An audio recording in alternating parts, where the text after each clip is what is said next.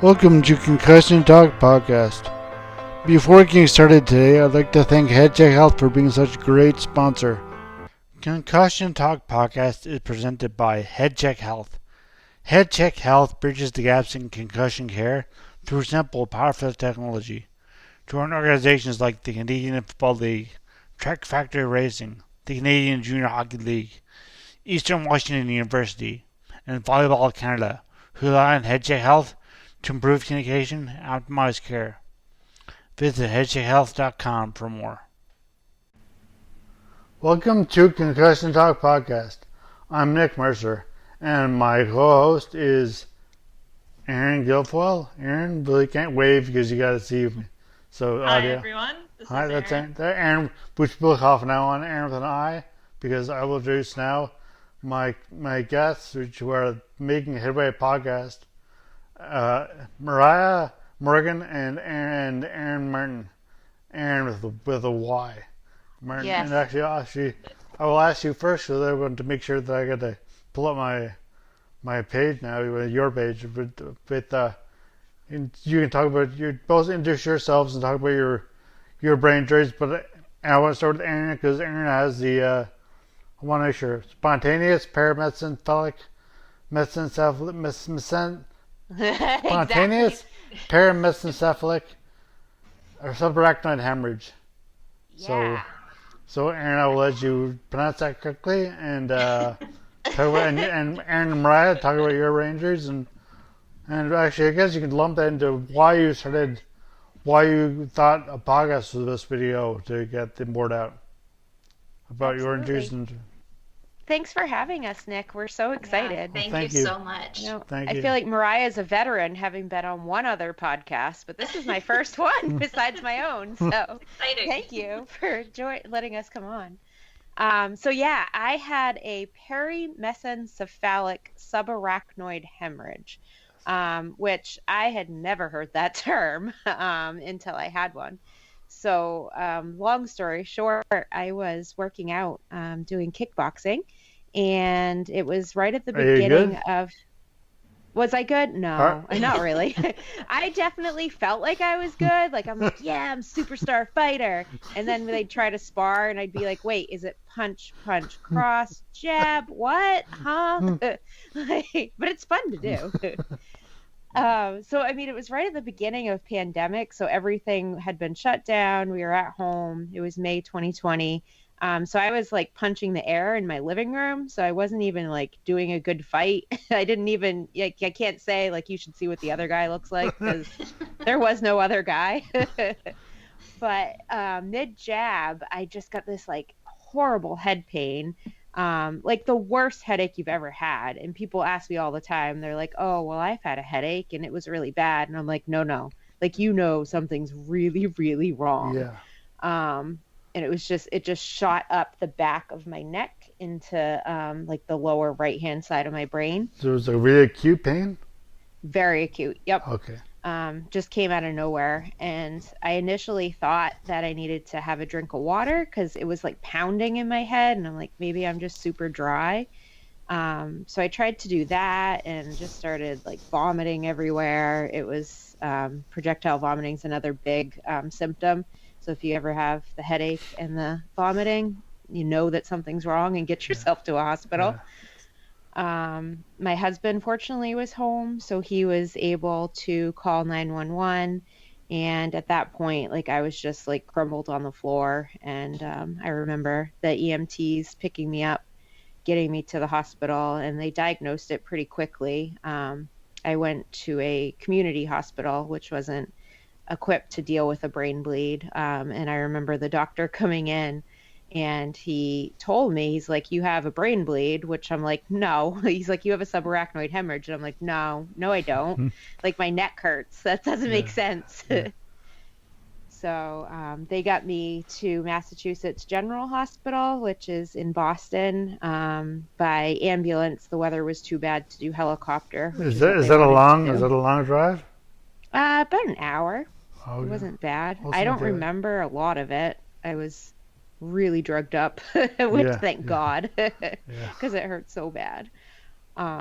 but a big part of my story, the part that still gets me, and my husband cringes every time I say it because it hurts, but he was allowed to come into the emergency department. And at that point in time, they weren't allowing any visitors unless they thought you weren't going to make it.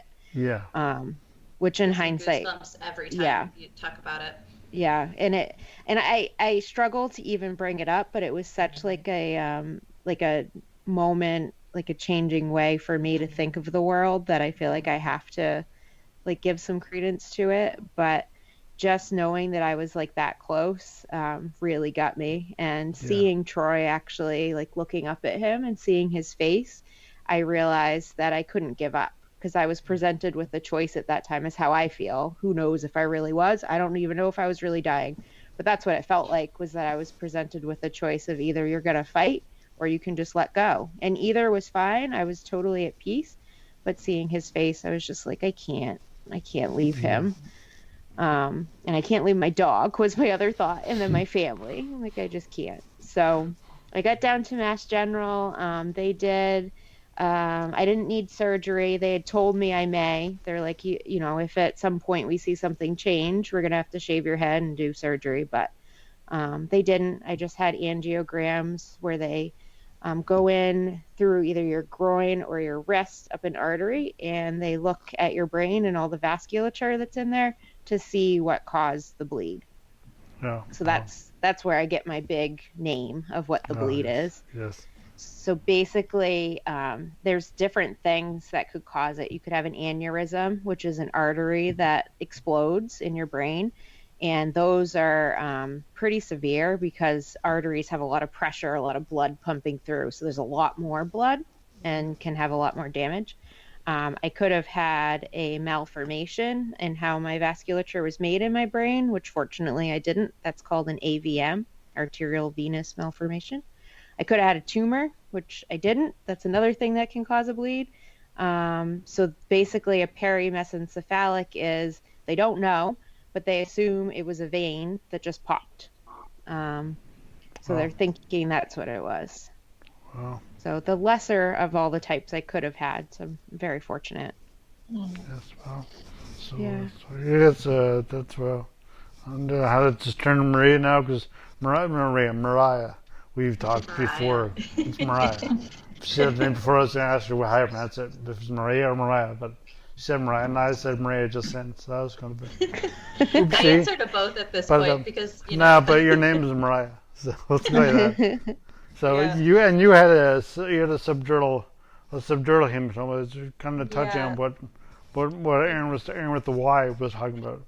And, yeah, Eryn and I have very different brain injuries. Mine was an acute subdural hematoma. I was walking to work one morning and was hit by an SUV in a pedestrian crosswalk.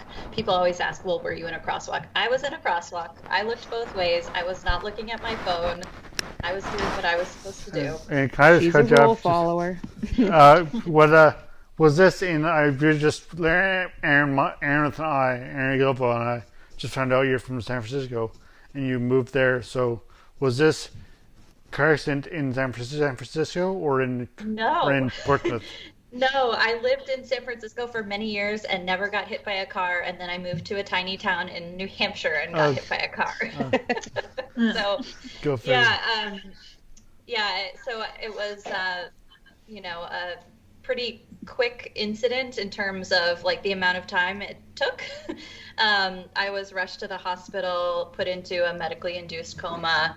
I had a skull fracture and they watched the bleed really carefully. And if it had gotten, like they showed me on the scan, if it had gone literally a hair further, they would have had to open up my skull, but I was fortunate that it did not. So they just kind of waited for me to come out of the coma and to see what had happened. And I've been fairly fortunate in my recovery that it's been, I wouldn't call it an easy road. It was 2 years ago that my accident happened. And I think, a year after was about when I started to feel like truly myself again. But a lot had to happen in between. And for me, the physical effects were less severe, but it was the mental health side of things that was the toughest for me. And I didn't connect the dots until I randomly saw on social media a post about the number of traumatic brain injury survivors who also deal with depression. And at the time, I didn't know what I was dealing with, but I knew I wasn't myself. And I was like, oh, it's depression. Yeah. So that was really the hardest thing for me. But therapy works wonders. And, 2 years later, it's been a strange journey, but, I feel like I'm a better person for it. So Great. That's a positive note.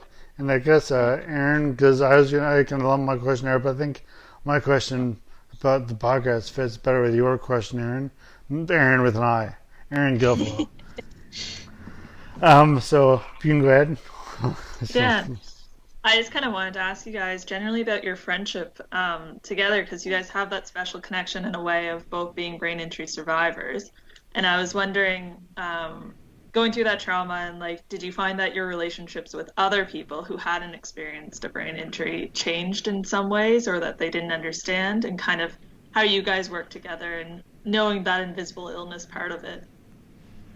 very good question. That is a really good question. It definitely strengthened our friendship, I feel, because, someone that totally gets it is right there with you.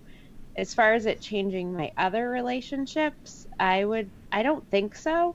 I think I know where I can go for brain injury support and where I can go for just general life and everything else. So yeah, it strengthened us, but I don't think it weakened my other friendships. And I don't expect anyone to understand what I'm going through.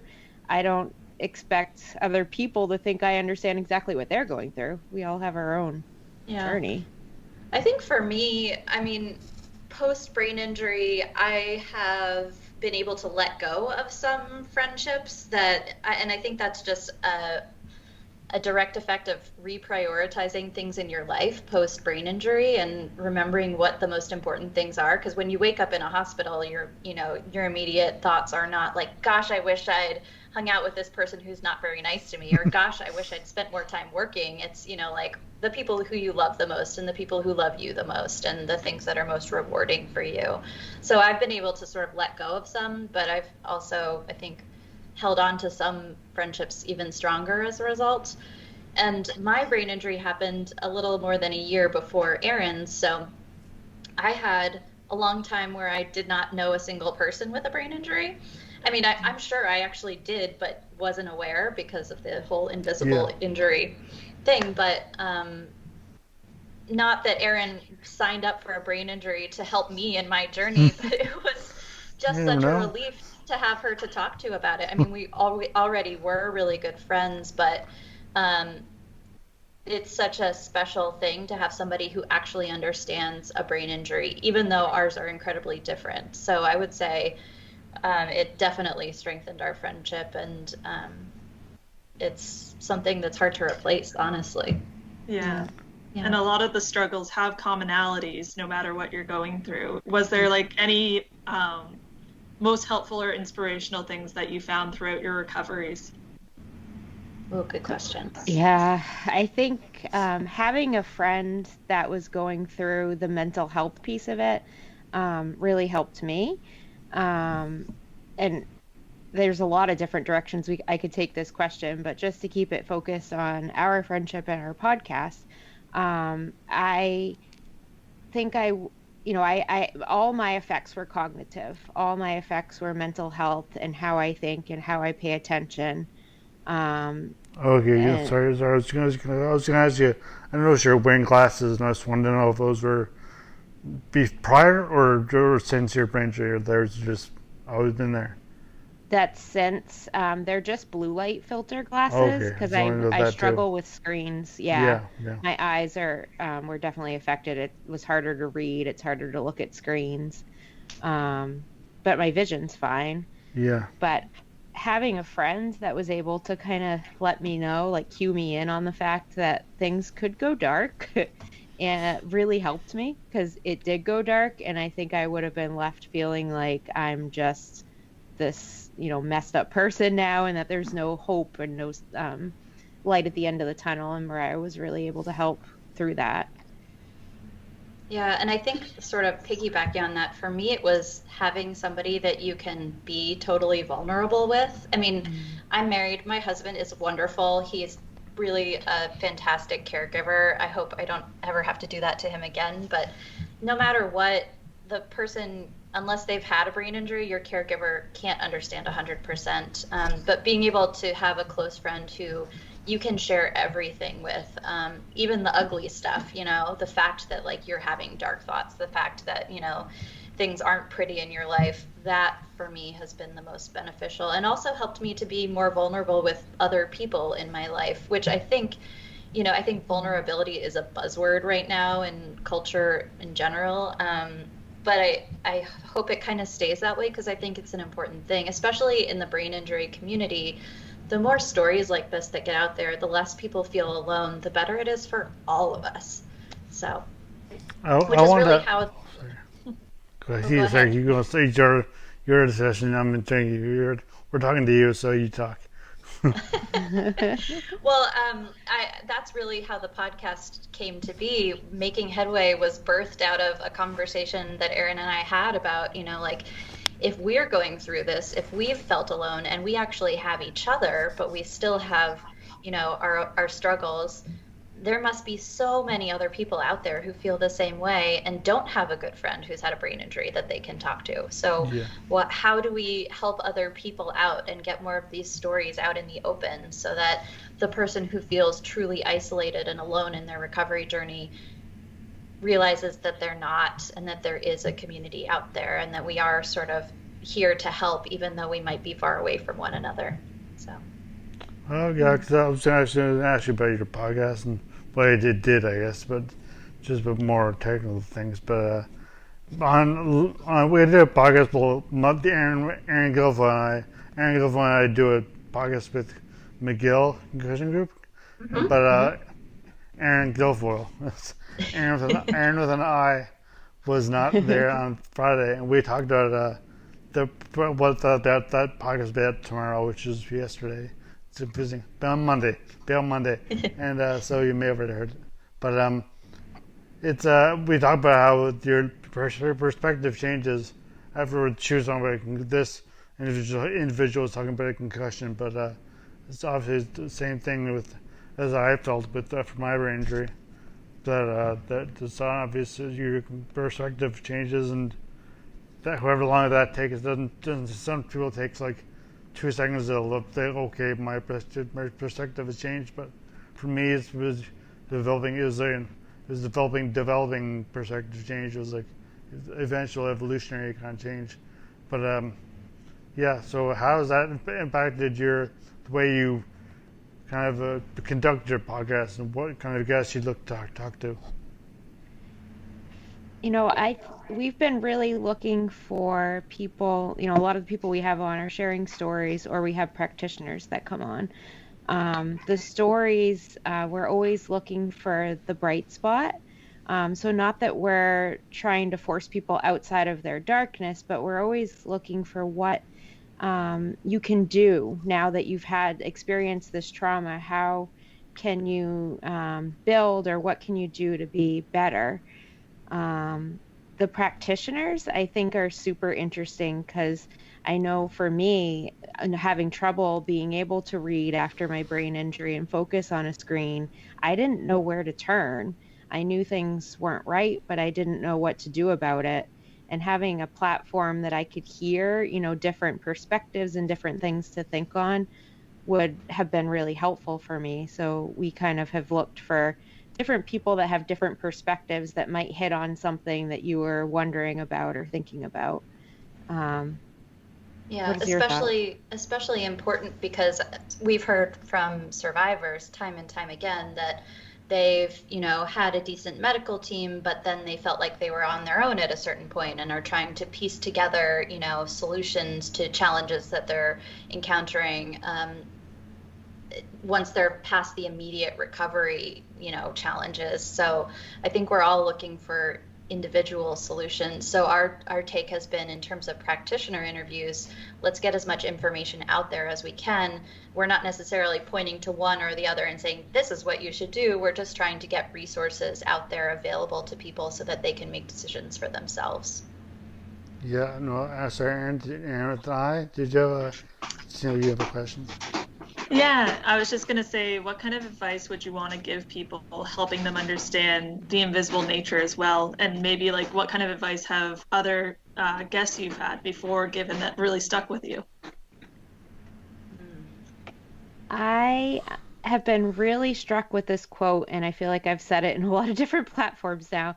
But we had a guest, Vanessa Woodburn, on, who brought up a quote from, I think his name's Nick Quick.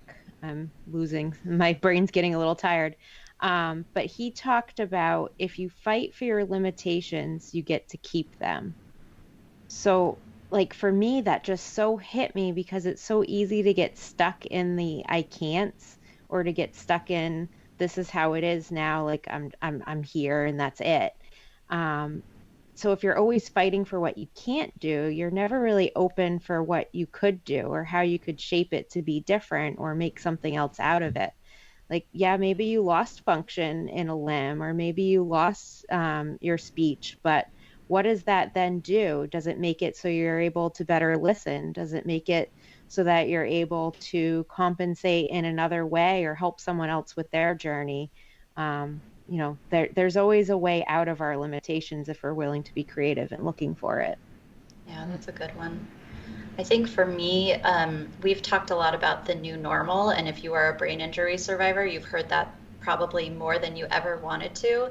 And it's something, I struggle with the term the new normal so much, because I feel like it's just an acceptance of something, and you don't necessarily have to accept everything. So we had an interview with a survivor who called it a period of self-grace. And I just have loved that one, because I think it's really important. It's just being kind to yourself, not knowing how long, that period will be. It could be forever. It could be years. It could just be months. But I think that take on recovery is a really positive, lovely one, because you do have to be kind to yourself and forgiving of yourself. And I would say that's important for anybody who's not a brain injury survivor to understand about their friend who's a brain injury survivor, is please give us grace as well. We're trying really hard. So I think that the period of self-grace is a wonderful term to replace the new normal. I love that. I wrote that down.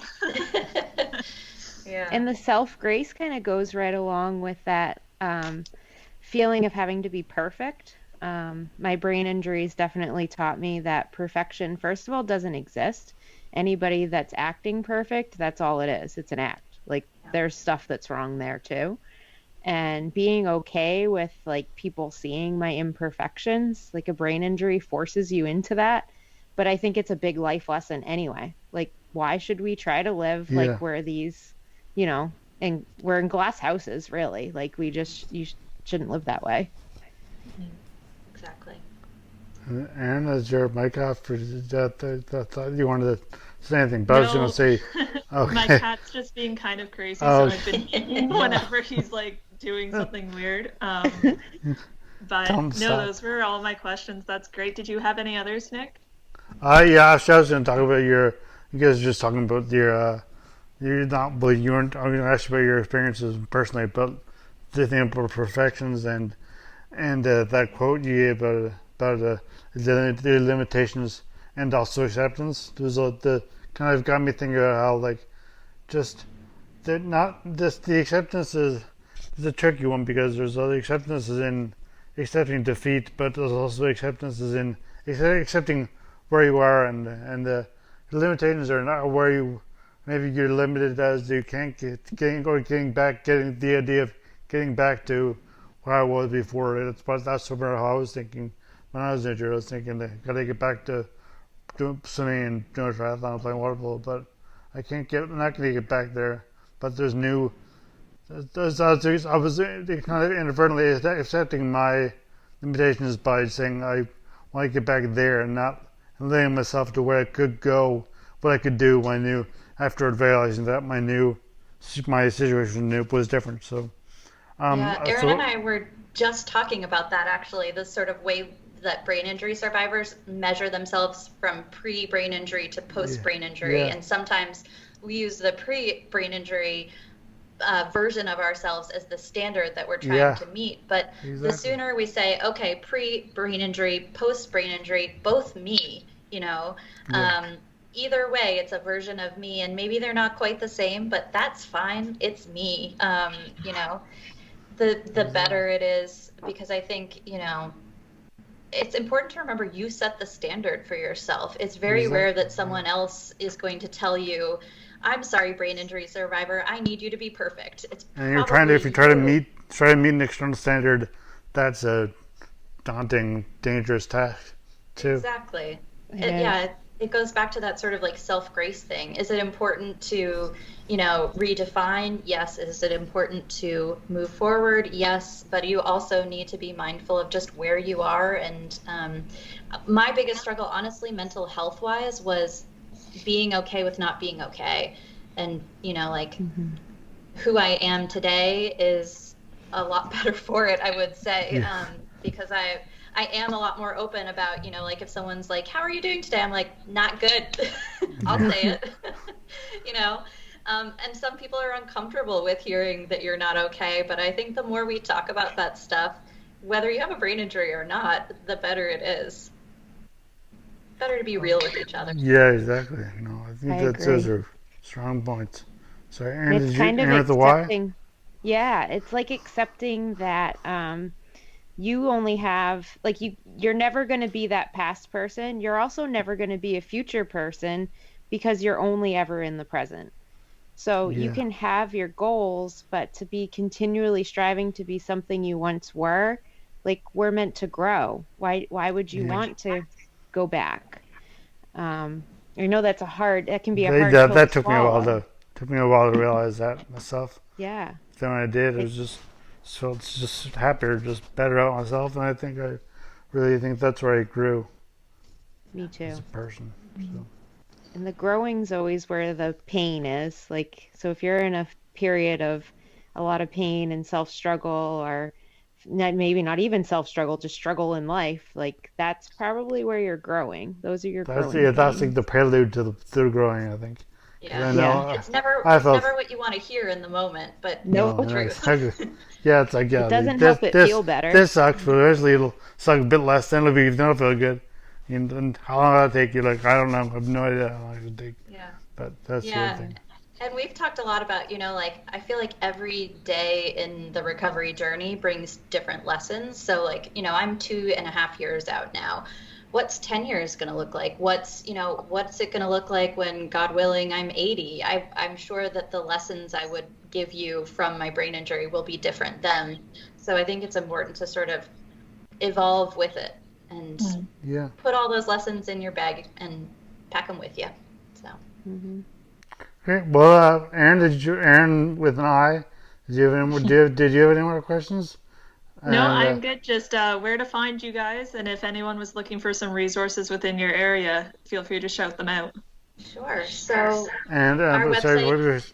Before we start that, just anything you guys want to add about your podcast or that's what you say, but also anything other thoughts you had that you want to spit out, feel free. Sure. So our website is Making Headway Podcast. We're available on pretty much any platform you listen to podcasts on. We come out with a new episode pretty much every Monday. You can follow us on Instagram at Making Headway Podcast, and Facebook at Making Headway Podcast, and Twitter is Making Headway PO because Making Headway Podcast was too long. And we're just so grateful for the chance to connect with other podcasters, honestly, who have sort of the same philosophy about getting information out there and helping support the community. So thank you. Yeah. And just to tout any resources in our area, we're lucky to have a brain injury center called the Krempel Center that's in Portsmouth, New Hampshire. So anyone local to the area should check that out. I think a lot of their stuff is still virtual, but definitely an option. And then all the brain injury associations around us locally have virtual support groups. So the Brain Injury Association of Massachusetts has a lot of different groups. So they have a lot of different times. New Hampshire has, I think, 3 different ones right now. So they also have some options too. And it's just, video chatting, kind of like what we're doing now. And you just get to talk. And some of them have presentations, some of them have like artwork you can do with them. There's a lot of different ways to express yourself, writing workshops, and that's all free. So Great. worth checking out. Well, Amazing. I was saying that also not to downgrade your thing or not downgrade, but like this beside the virtual workers there, but it's also McGill concussion. They would have had this is confusing now because I interviewed them on Friday, and their podcast will be out on Monday, and this podcast will be out on Tuesday. So I talked to them on Friday, 2 days ago, but it'll be out yesterday for you. Kind of, it's confusing. But the point is, it's already out now, and they also have a support group that's also open to everyone on Zoom. And yeah, I was gonna just, so I was trying to think if I had anything else to add, but I don't. And I hope you guys don't. And if you do, please let me know, and we'll definitely include that. And I have no good way to end these podcasts except for saying, goodbye and thank you. But I guess that's standard issue. I guess this is how it works. How do you guys? Thank you guys so much. How do you guys end your podcast? I'll let you guys end this one like you would end yours.